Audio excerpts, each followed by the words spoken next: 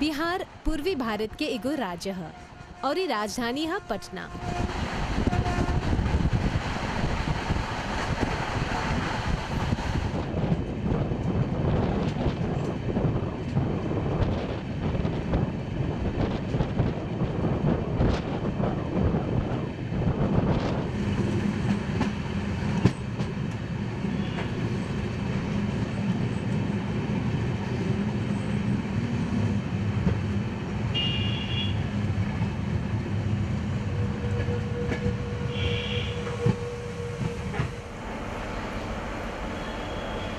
पटना एगो बहुत ही पुराना शहर है।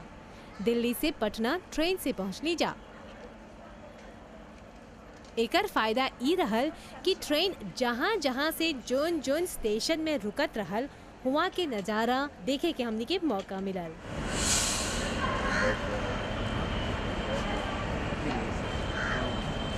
स्टेशन पर दुकान, यात्री, जवान, बूढ़ा सब चलती ट्रेन से हमने देखा था नीजा हमेशा फिल्म में, पर आज हमने के सामने देखा था नीजा तो बात और रहल।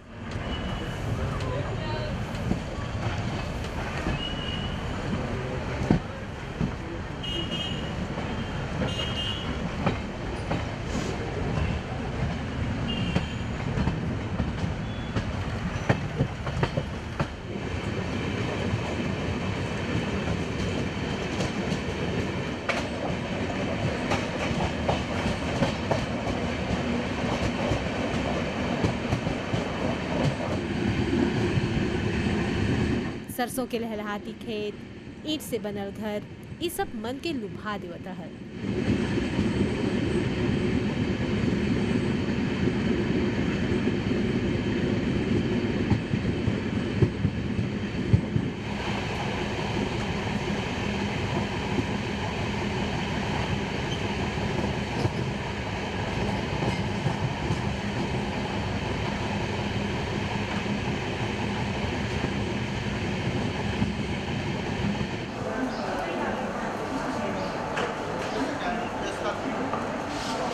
पहाड़गंज के रेलवे स्टेशन से हम निकल के चलाल है जा एकदम बिहार राज्य में। बिहार राज्य यही बोला चला हमनी के जोन पूर्वज यही देश से आ रहलन जा।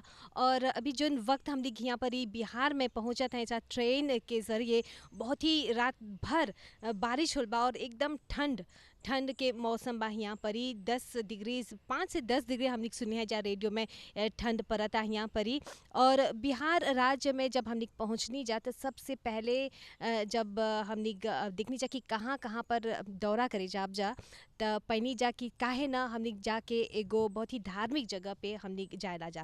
तो हमने चयन करनी जा बोध गया में हमने दौरा करनी जा बोधि मंदिर के। वहाँ पर ही गौतम बुद्ध बोला चला, भगवान बुद्ध निर्वाण प्राप्त कर ले रहलन वहाँ पर।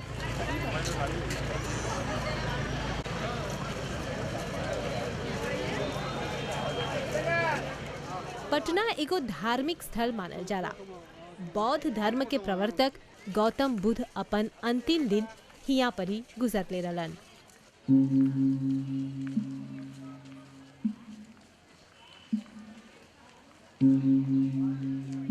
पटना में ही बोध गया में महाबोधि मंदिर बा।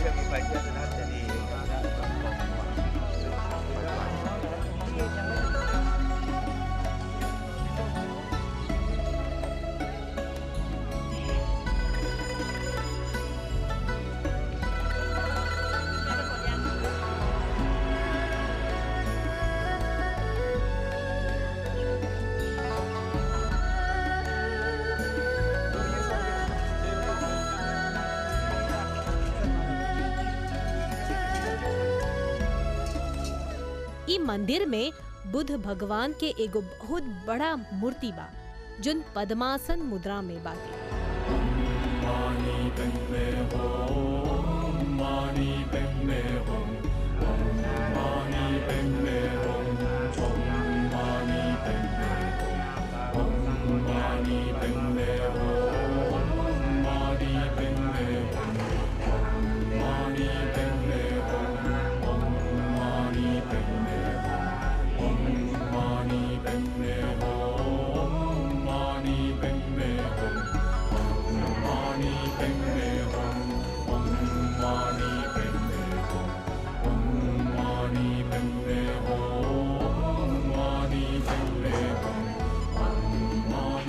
ये भी बतावल गैल बा कि यही जगह पर भगवान बुद्ध के निर्वाण प्राप्त हुई रहल।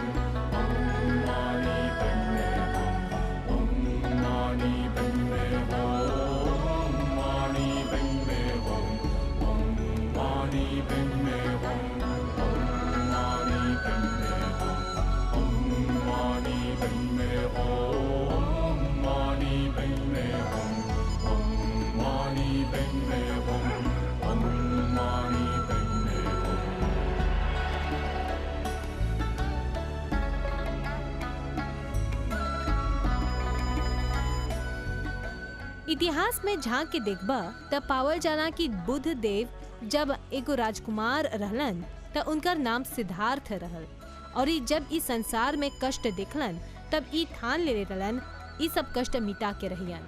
तबे वो पीपल के गांची तरह ध्यान लगेलन, वही गांची बोधि कहलैलन।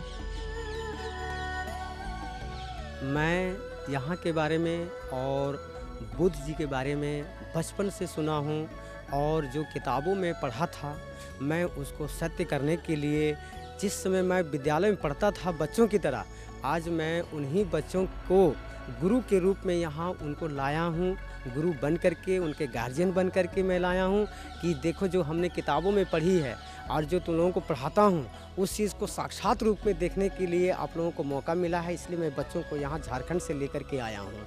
और ये मेरा दूसरा बटालियन है, ये मैं दूसरी बार विद्यार्थियों को लेकर के आया हूँ। हम सभी विद्यार्थी को इसी तरह संकल्प लेना चाहिए और गौतम बुद्ध की तरह एक एथी करना चाहिए और मार्गदर्शक बनना चाहिए।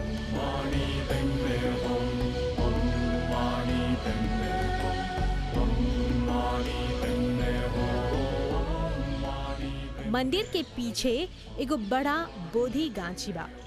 बोलल जाला कि यही गांची के नीचे भगवान बुद्ध बैठ के ज्ञान प्राप्त करे रहलन। उ गांची जोन देखत हवा वो एकर 5वां पीढ़ी है।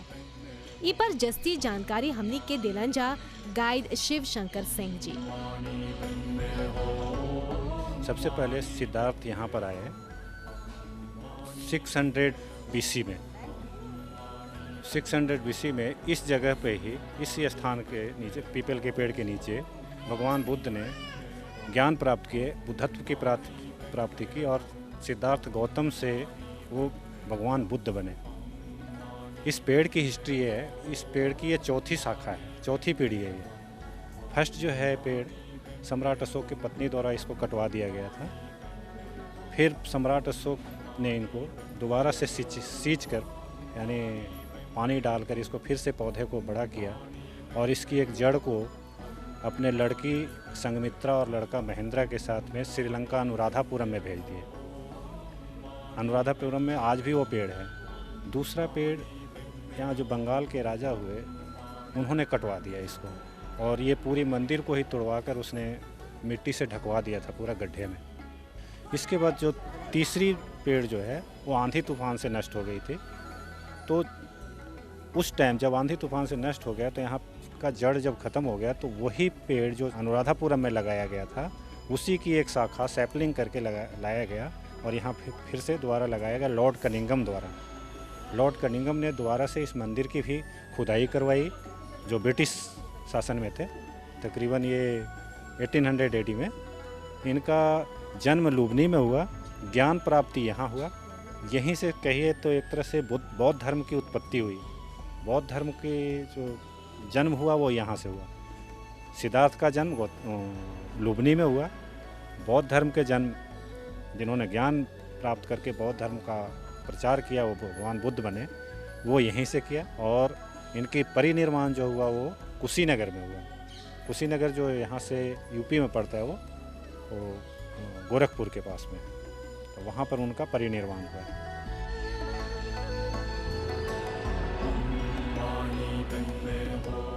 यहाँ पर ही एगो अद्भुत शांति महसूस होला। सैकड़ों लोग पैबा पर भीड़ ना बुझाला, सब ध्यान मग्न रहेलन जा। ई बखत सर्दी परता हुआ पर कोना कोना देखबा तब बौद्ध भिक्षु लोग ध्यान करत हन जा।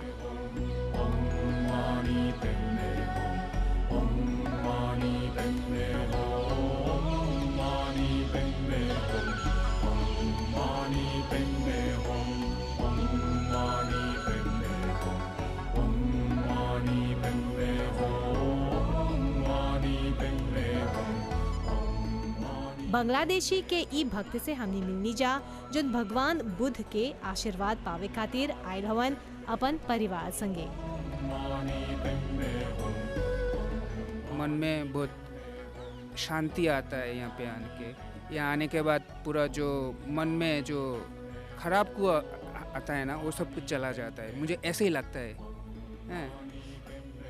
आई मीन मेरा लड़का छोटे से बात से थोड़ा वो होता है, डिजीज होता है ऐसा। यहाँ पे जो ठंडा के बाद भी हो, आई डोंट, उसके कुछ नहीं है अभी तक। मैं कल आया था, इसके बाद भी कुछ नहीं है। मुझे लगता है ये भगवान का, वो बुद्धा का एक वो है चमत्कार है। अब दोबारा हो गया। मैं थर्ड टर्म, हाँ ये मेरा ऑफ कोर्स मैं दोबारा गाऊंगा।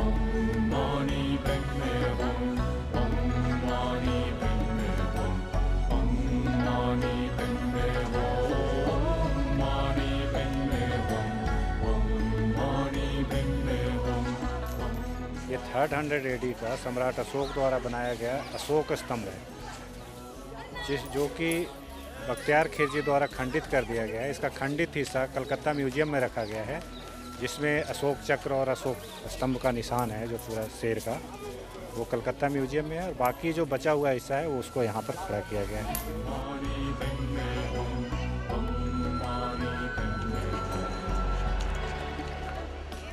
महाबोधि मंदिर के दाईं ओर एगो झील पावल जाला, मुचा लिंदा झील। ई तालाब के बीच में बुद्ध भगवान के मूर्ति स्थापित बा और ई में देखब त एगो विशाल सांप भगवान बुद्ध के रक्षा करत हवन।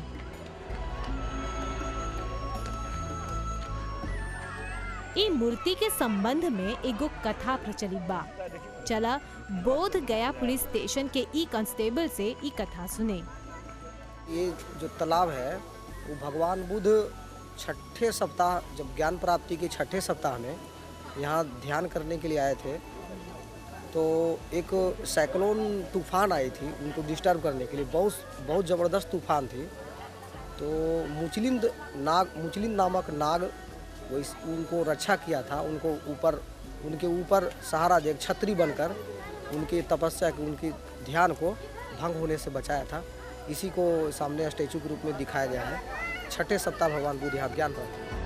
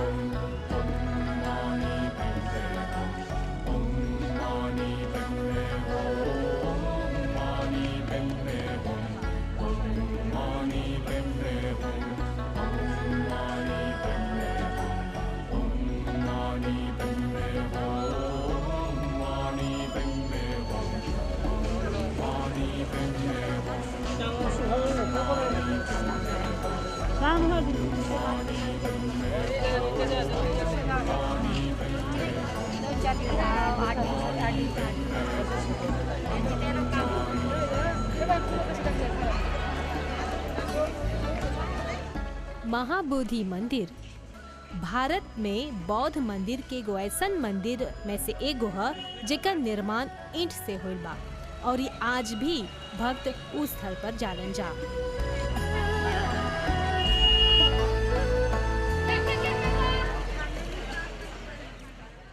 बुद्धम शरणम गच्छामि, यही मंत्र हर एगो भिक्षु के मुख से सुनाई देवेला यहाँ पर ई बोधि मंदिर में।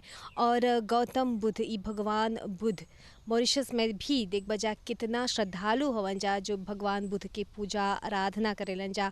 और ई भी हमने महसूस करना जा, देखने हैं जा मॉरिशस में कि कितना दुकान में बहुत गौतम बुद्ध के प्रतिमा रखल जाला। पर यहाँ पर ये जब बिहार राज्य में आनी जा, बोध गया में आनी जा, तो इतना विशाल भगवान बुद्ध के प्रतिमा देख के बहुत ही चकित रह गई जा, काहे कि इतना विशाल भगवान बुद्ध देखे के ना मिल रहा मॉरिशस में। और ई भी बा कि बोलेलन जा कि भगवान बुद्ध हर बिहार राज्य के बहुत ही आए जाए रहा उनकर यहाँ पर के इलाका में। बुद्धं शरणं गच्छामि।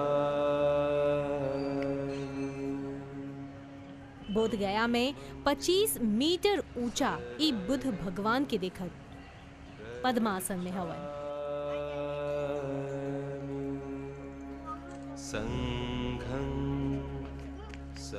बुद्धदेव के चारों बगल उनकर 10 गो शिष्य बा। सारिपुत, महामोगलन, महाकश्यप, सुभूति, पूना, महाकच्छन, अनिरुद्ध, उपाली, राहुल और आनंदा।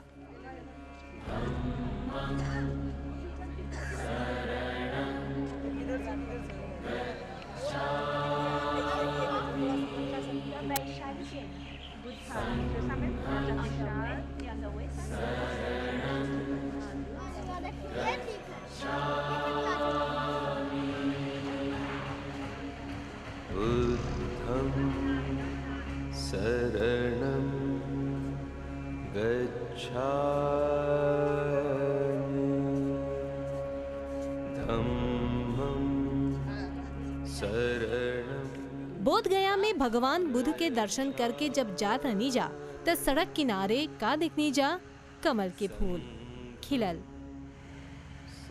ऐसे बुझात रहल कि बुद्ध भगवान के ई पावन माटी में लोग धन्य हो गए जा।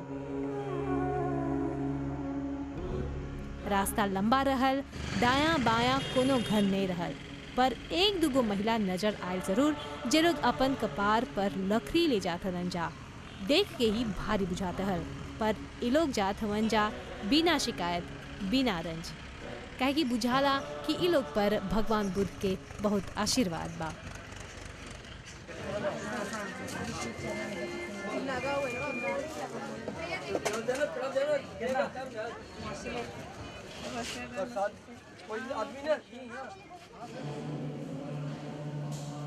हिंदू मान्यता के अनुसार एगो व्यक्ति के जब मृत्यु हो जाला त उ ई भौतिक दुनिया के मोह माया जाल के कारण संसार से बंधल रहेला। ओकर देह त मिट जाला, पर बिना शरीर के ओकर आत्मा के कष्ट होला। ई खातिर पिंडदान करके उ आत्मा के शांति देवल जाला। बिहार गया में गंगा नदी के तट पर पिंडदान होला। ई भी बतावल गेल बा कि जे लोग अपन मृत माँ बाप व पूर्वज के पिंडदान करेलन जा, उ लोग के जीवन के सब दुख बाधा दूर हो जाला।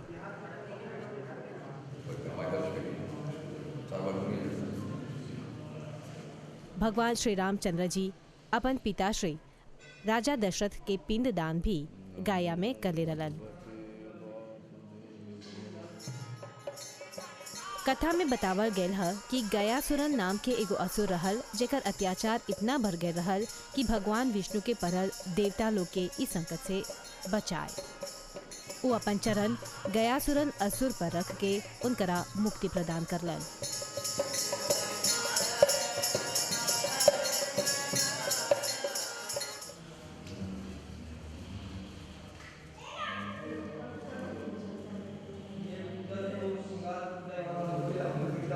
भगवान विष्णु के उही चरण के निशान ई जगह पर देखत हवा।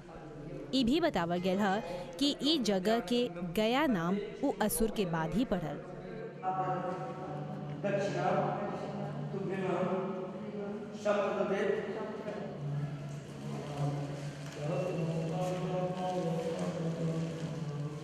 गया एगो ऐसन पवित्र स्थान है जहाँ पितृ के पूजा करके उ लोग के माया रूपी संसार से मुक्त करल जाला। इस संसार में व्यक्ति अपन आँख हमेशा खातिर बंद कर देवेला और इस शरीर के चोला जोन है उ त्याग के दूसर दुनिया परलोक में जाए खातिर यात्रा शुरू कर देवेला।